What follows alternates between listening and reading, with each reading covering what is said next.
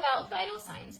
Vital signs are one of those things everyone in healthcare should know. Not only should you know the normal ranges, but you need to know how to interpret those findings. So let's go over it. A normal blood pressure is 120/80. Now, everyone has their own baseline vital signs, but the NCLEX and nursing exams have to create a gold standard. So a normal blood pressure, according to the NCLEX, is 120/80. When blood pressure is low, we call this hypotension. And when blood pressure is high, we call this hypertension. This is easy to remember because hypo means low, and hyper means high. So hypotension means low blood pressure and hypertension means high blood pressure. Okay, next is heart rate. A normal heart rate is 60 to 100 beats per minute. Now, again, this is the normal for the NCLEX. For example, if someone's an athlete, they might have a normal baseline of 40 or 50 beats per minute. But again, we have to have that gold standard. A heart rate of less than 60 beats per minute is called bradycardia. And a heart rate of greater than 100 is called tachycardia. Something you must know in nursing school is that brady means slow and tachy means fast. And cardia means relating to the heart. So cardia, think heart. So you have a slow heart and a fast heart. So the heart is beating slow and the heart is beating fast. Next is our respiratory rate or respiration rate. A normal respiratory rate is 12 to 20 breaths per minute. Again, we see that brady and that tachy. So brady means slow and tachy means fast. But whenever you see PNEA, you want to think of the lungs. So brady means that you have a slow